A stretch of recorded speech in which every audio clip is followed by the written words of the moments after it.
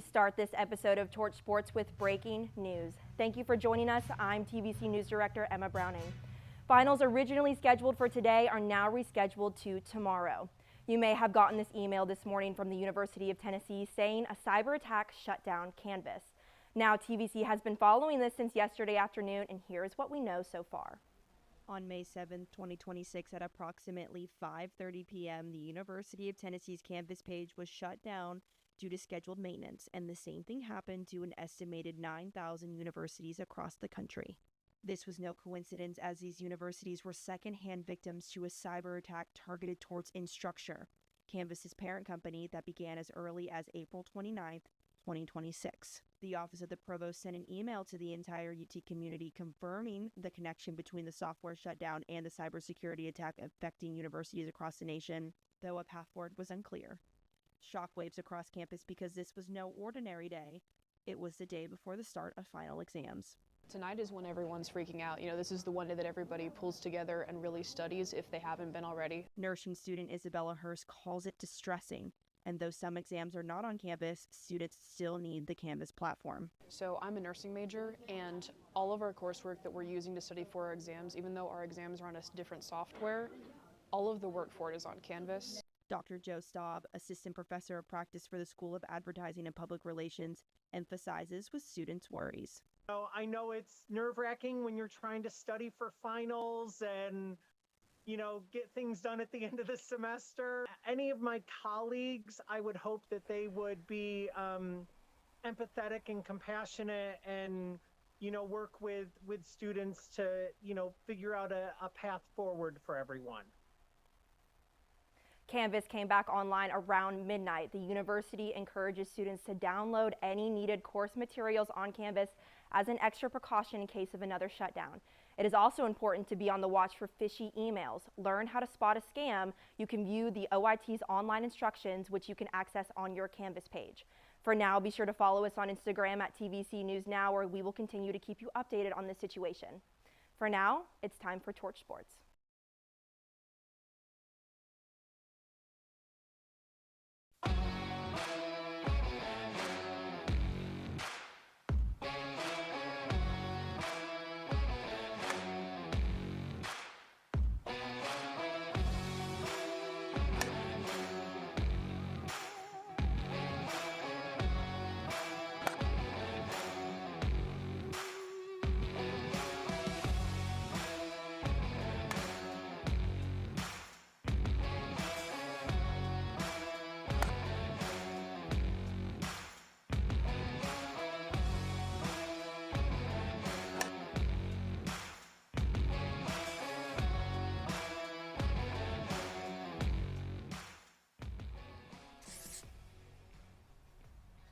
The temperature is rising, the tension is growing, and the stakes are simple.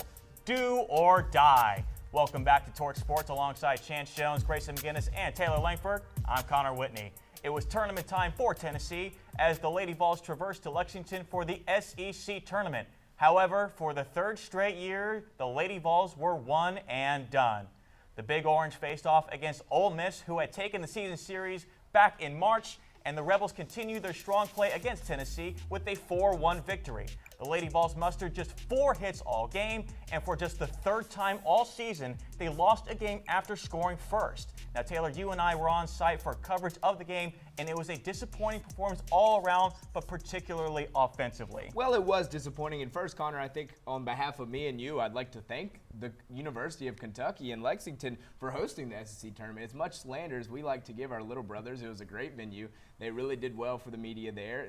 There was great food, even, right? So we had a great time. And also, shout out to Auburn softball for putting on 2 fantastic games. Yeah, there was a great slate of games in the tournament, except for the Lady Vols game itself. There was lots of orange to start the game. It felt like a home environment in Sherry Parker Lee Stadium for a second.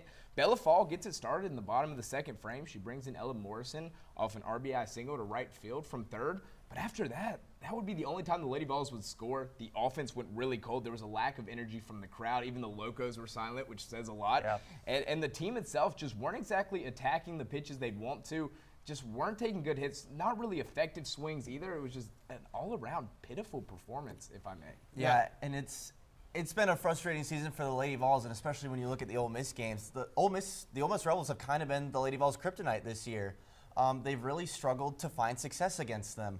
They just haven't been able to hit the ball well, and that's something we've talked about all year. If you take a look at this graphic here, 1-3 versus Ole Miss on the season compared to 15-6 the rest of the SEC. When you look at those pitching stats, runs allowed, ERA, strikeouts a game, they're all pretty much on par with their SEC competition. But when you look at runs per game, nearly a 2-run drop-off, that's just not acceptable. And the Ole Miss pitching staff, they're not anything really fantastic or anything spectacular. They're bottom 5, if not bottom half, in nearly every major statistical category in the SEC. Bottom 5 in strikeouts, hits allowed, runs allowed, home runs allowed, ERA, whip, and walks. The Ole Miss pitching staff does not do anything particularly well, and it was a missed opportunity for the Lady Vols to take advantage of that. And a lot of credit, though, I think, to Kyra Aycock and Emily Boyer. Both of them pitched really, really well. Aycock, who picked up both of the wins in complete game efforts against Tennessee at Sherry Parker Lee Stadium, and then Emily Boyer, their best pitcher all season long statistically, who ended up picking up the save. So the offense was not exactly what the Lady Vols were hoping for, but this Tennessee batting was not bad. It was bad statistically, but they were hitting these balls really hard. The exit velocity was very, very high. They were doing really well. It's just that Ole Miss outfield really reacted quickly and could pick out these balls as they were hitting into the outfield and reacted so quickly that even these high exit velocity balls were getting caught. It was not a bad game for the Lady Vols in terms of getting the barrel on the ball. It just was a bad game for the Lady Vols in terms of getting it on the ground. And to your point as well, Tinsley Grisham made a couple of really, really nice plays ranging back in left field. But again, offense wasn't great, defense wasn't great. They didn't really play particularly well in any facet of the game, but the pitching staff also wasn't particularly great as well. Well, I think it was just an unfortunate situation for the Lady Vols. Look, this Ole Miss team was hot. They had walked off their rivals, Mississippi State, twice heading into the tournament. They go into the tournament. Their first round, they're seeded up against a top 25 South Carolina. They beat them with the upset, if you consider that to be. And then they have momentum going into the Lady Volunteers game. Now, last night they were stumped out. But it was just unfortunate for the Lady Vols. Just caught them lacking, caught them sleeping, in a lack of better words. So, I don't know. I don't completely abandon ship yet on this Lady Volunteers team. They have a week now to kind of regroup, go into practice, see about regionals, super regionals, whatever. But I think there's still a lot of talent to go around on this team. I think there's a lot of benefit to having some extra time off as well. Like a lot of these times we see teams get eliminated early. It's a little bit of a blessing in disguise because it gives you time to go back home, rest, and recharge, and fix what you need to fix in-house, not while you're on the road in the middle of a tournament. You can make little finer adjustments at home in your practice facility versus trying to do it in between games on the road. So I think it could be a blessing in disguise for the Lady Vols. Yeah, and this pitching staff, they didn't do great. Sage Marjack, who started off the game, I honestly don't know why. She really struggled against Ole Miss that last time they played in the series. She was not good. She needed time to settle in. She pitched 7 innings in their series, and that's when she started to shine, is when she got a little bit more adjusted and started to settle in to this Ole Miss lineup. And then they took her out after a little bit over of 3 innings in this recent matchup, and that just, I think that diminished her quality because she couldn't adjust to what this Ole Miss lineup was going to be like.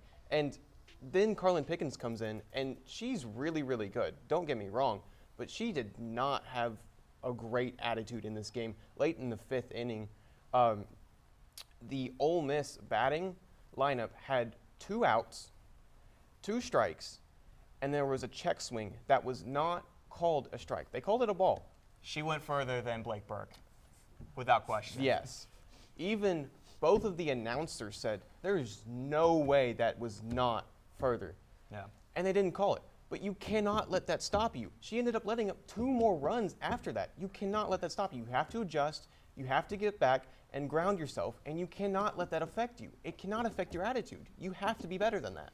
Especially, I think, like, already kind of had the Lady Vols on the ropes. Something like that can really just derail a game, and it ultimately costs them big time. And it's just another unfortunate event. A series of unfortunate events has been the story of these Ole Miss games. Right, but even so, still, after scoring in the 2nd inning, Tennessee recorded just 2 hits all game long for the rest of the game. Not only could they not create the opportunities that they needed to get back into the game, but they also couldn't really generate those opportunities or take advantage of the few opportunities that they even had to really even the score.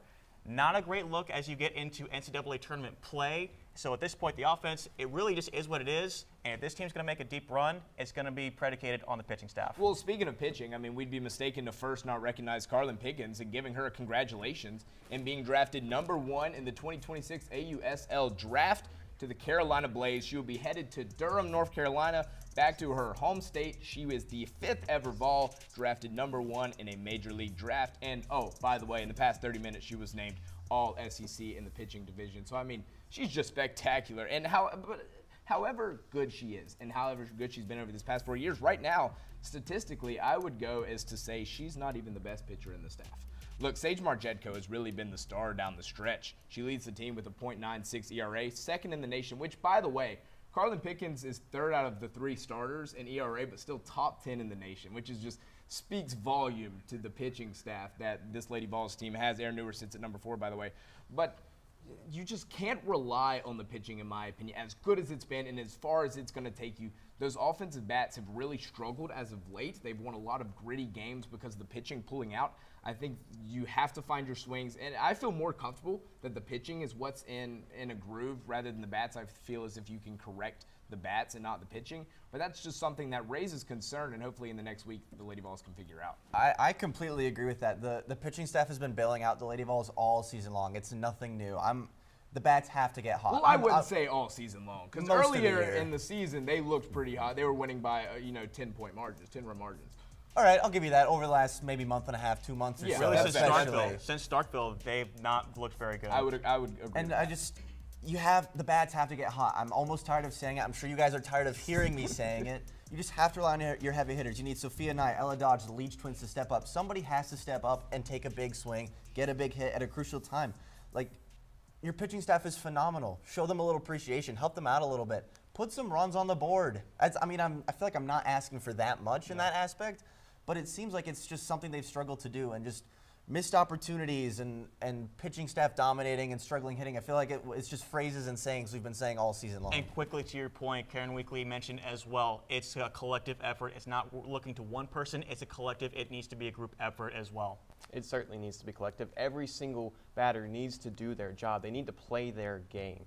If you were playing small ball, you need to play small ball. You do not need to be swinging for the fences every single time you go up to bat. Play your game. Swing at the pitches you want. Recognize what you're looking for in the pitches of the opposing team. You've got plenty of time to prepare for whoever your opponent is in the upcoming tournament. You need to study them. You need to watch every piece of film you can find on them, and you need to figure out what pitches you want to swing at and look for those pitches. The pitching also does need to be better. You need to come together as a collective and really get better and help each other out and figure out what these opposing lineups are going to be swinging at, because they're going to be watching film too. Absolutely. Well, that's all the time we have for Tennessee Softball Talk. They will find out their path on Selection Sunday on ESPN2 Sunday night. After this, we have some baseball talk with our lovely baseball cast. Allie Campbell and the crew will preview Tennessee baseball and their series against Texas. However, before that, we have our very own Colton Mathis, who spoke with VFL Heath Schuler on what it meant to him to play at the University of Tennessee. Heath Schuler was a generational talent during his time on Rocky Top. Hailing just 82 miles from Knoxville in Swain County, North Carolina, Heath became a staple of the former era and 90s Tennessee football. In many ways, he could be considered as the model Western North Carolina Volunteer. As a kid, I remember on Saturday mornings when I'd work with my dad after a Friday night football game, the radio station that we got in Bryson City was WIVK. Listening to John Ward's famous Tennessee football broadcast, Heath was inspired to make a name for himself under his high school coach, Boyce Dietz. Coach Boyce Dietz created a real dynasty and legacy there at Swain County. And working together as a team was really what he instilled in us. And then I think that transitioned really well to Tennessee. A driving factor in Heath's decision to attend Tennessee was the ability of his parents to attend his games. Staying close to home was important. So not only did it, gave the ability for my parents, but family could come watch, friends could come watch from Swain County. In his time at Tennessee, Schuler would revolutionize the game as a true dual-threat quarterback for legendary coaches Johnny Majors and Philip Fulmer. Coach Majors, he enjoyed when I ran the ball, which was really cool. I enjoyed that myself. And then Coach Former, being a line coach, he didn't mind me throwing it. So it actually was kind of a mix of both. With his playing days over, Heath has become more active in the university, stretching past the football field. As I have gotten older, that the academic side, obviously I'm more engaged on campus on the academic side than I ever have been. So I enjoy interacting with a lot of the students on campus, and the Baker School is real important to me, and the psychology department is important to me. So it's been really great to be able to be involved in those programs, as well as, you know, what the Power T means on Saturdays. In Knoxville, Colton Mathis, Torch Sports. Welcome back to Torch Sports. I'm Allie Campbell alongside Jay King, Lewis Maddox, and Tommy Brancato. And guys, we have a lot to talk about regarding Tennessee baseball and what lies ahead for them. But before we dive into all that, we have another key update on college hoops across the country.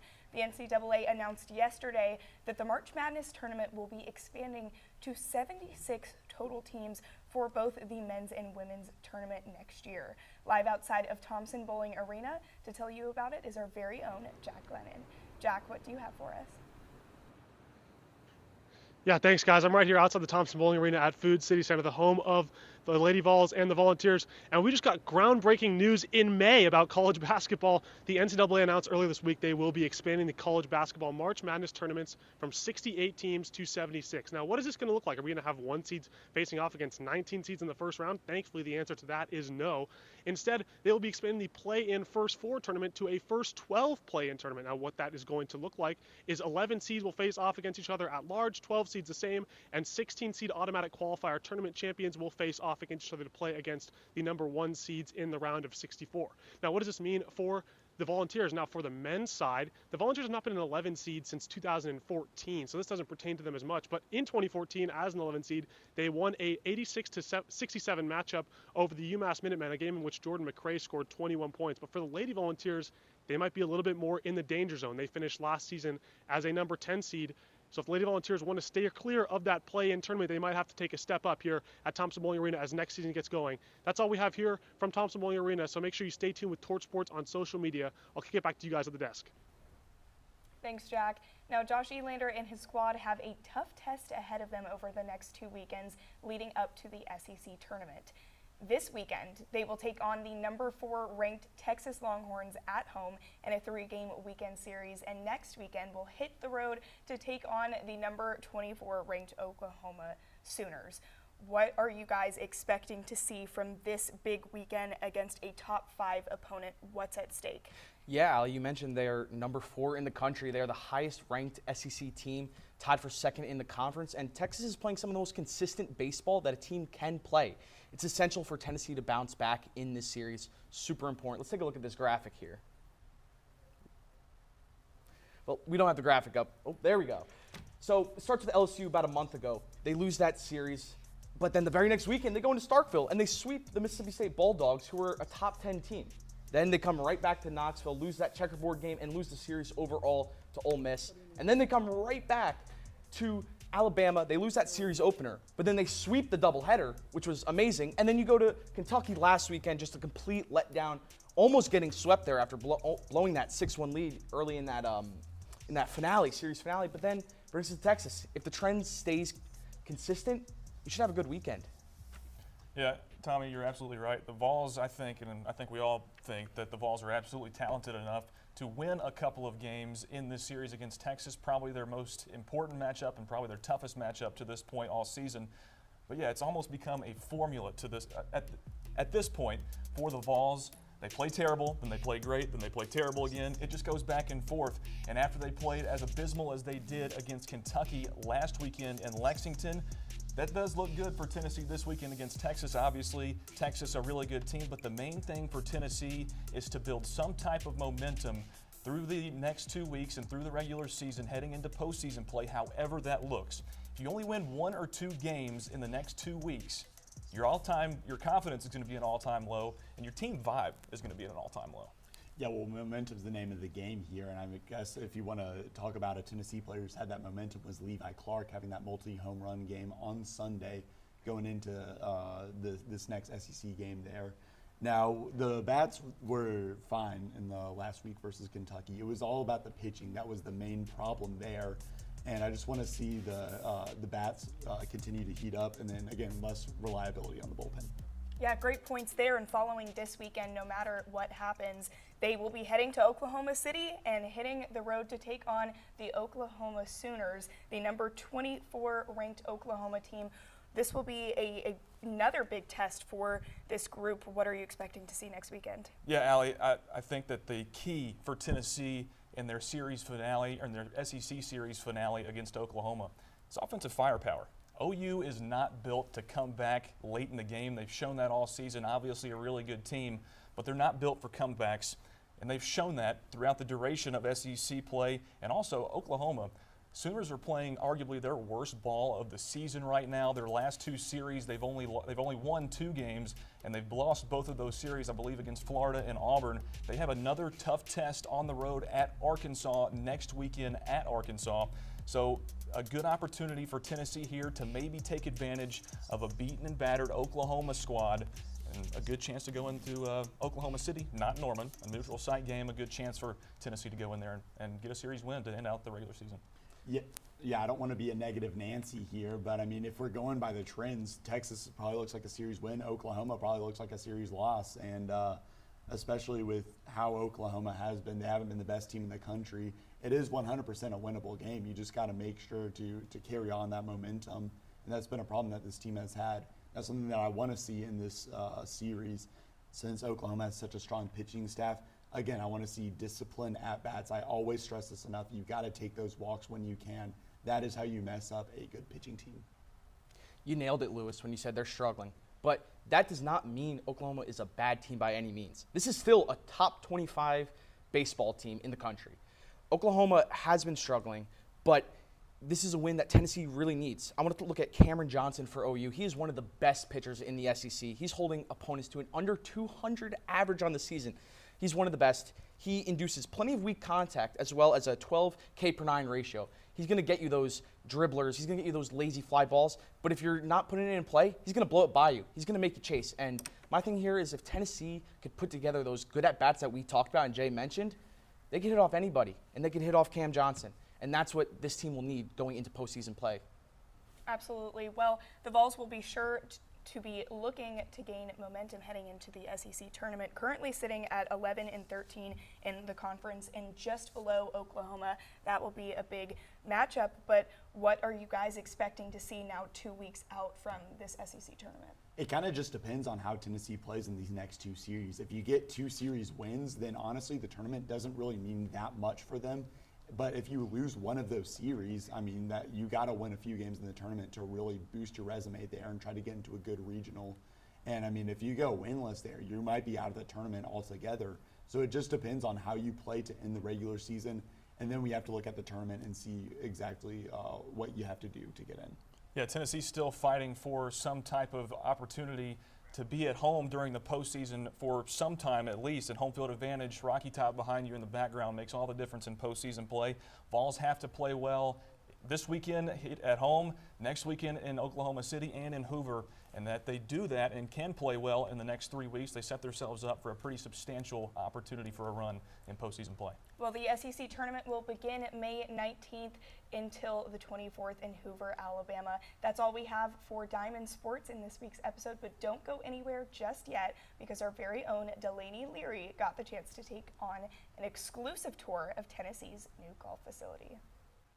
Hello everyone, welcome back to the Volunteer Channel. I'm Delaney Leary, and today we are getting a tour of the Blackburn Furrow Golf Facility led by Luke Smith. Let's go.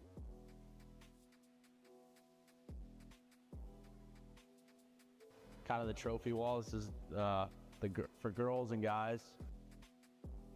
Got some All-Americans. Yeah, I got the All-American wall here. It's got all the lockers where we keep all the clubs and workout clothes or kind of stuff we need when we come in here. Here we have like a mechanical putting green, club check, club rig gripping station in here. What are the differences between these? I really don't know. I think it's just color. Now we're going outside. Outside. Yeah, here's where this is like the main range deck. So like where where guys will kind of just hit a bunch of balls. And this is the gym. We have workouts 3 times a week here at 6 a.m. You ready to attempt to teach me how to swing a golf club? Oh yeah, sure. Now it's your turn. Oh, hi. Okay, yeah, Almost. this is why I didn't golf. Thank you guys so much for watching. Luke, it was an absolute pleasure. Thank you for showing us around. I hope you have a great rest of your season. Thank you. Go Vols. Go Vols.